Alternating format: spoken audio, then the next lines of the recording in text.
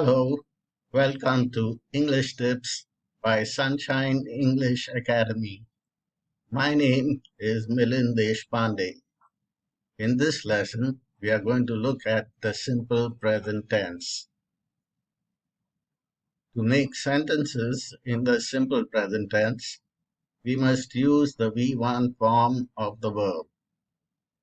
The V1 form of the verb changes according to the subject. So, this is what we will look at first. When the subject is third person singular, that is, it can be represented by the pronouns he, she, or it, then we add an s or an es at the end of the verb. When the subject is I, you, we, or they, or it can be represented by I, you, we, they, then we do not add the s or es at the end of the verb. Look at this. I go, you go, we go, they go. We don't add s or es to go, but when the subject is he, she, or it, the verb becomes goes. So we add es to go. He goes, she goes, it goes. These subjects, he, she, and it, are called third person singular subjects.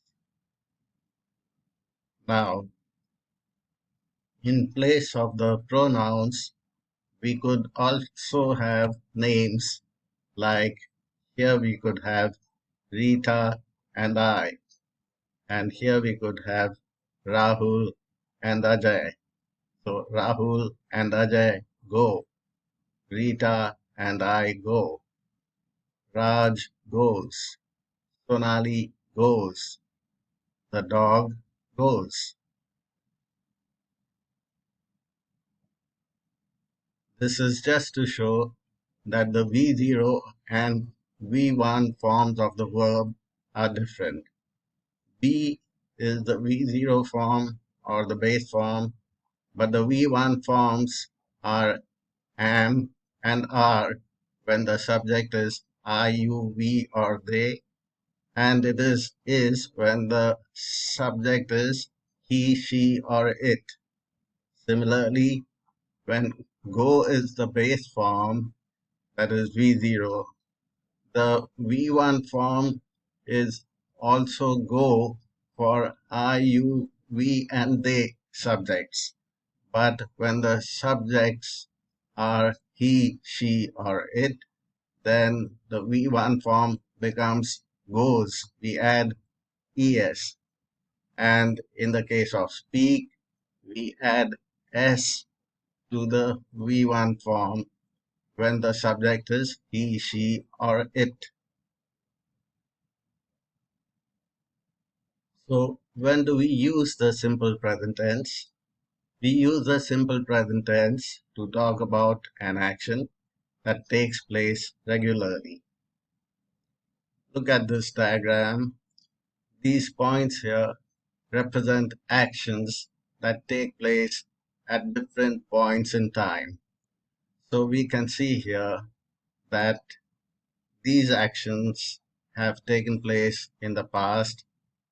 There's an action which takes place now, and some actions are likely to take place in future.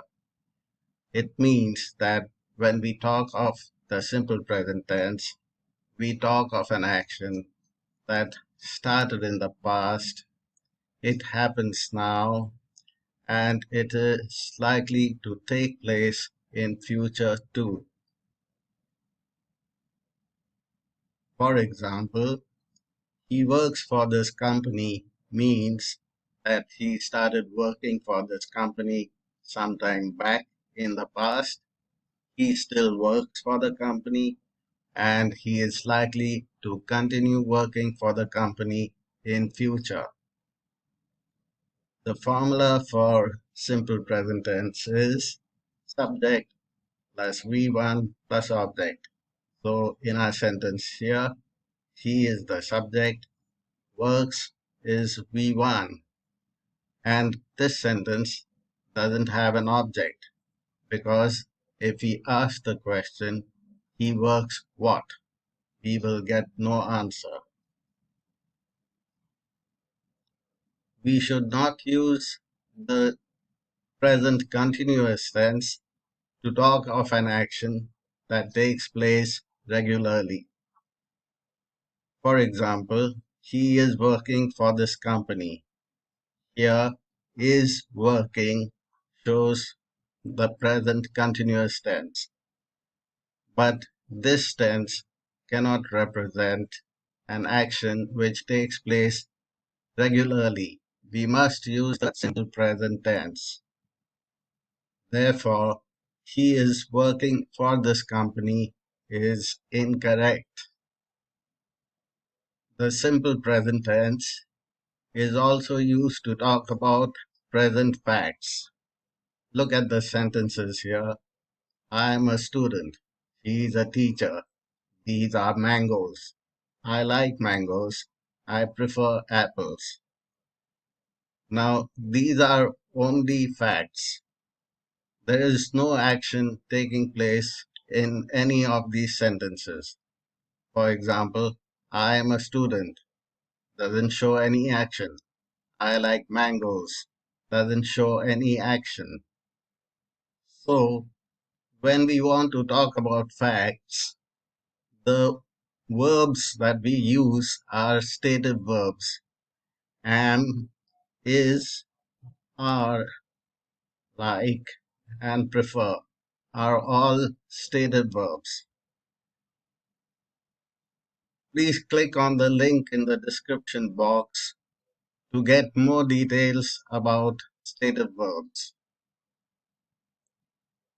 A third use of the simple present tense is to talk about an action that is planned or scheduled to take place in future. Look at the diagram. It shows that the action is going to take place in the future. Yet we call this the simple present tense because the formula of the sentence is the same. That is, subject is he, goes V1, and then we have the object.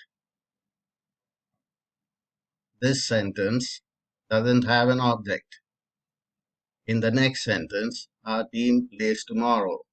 Our team is the subject, plays is V1, and in this sentence too, there is no object.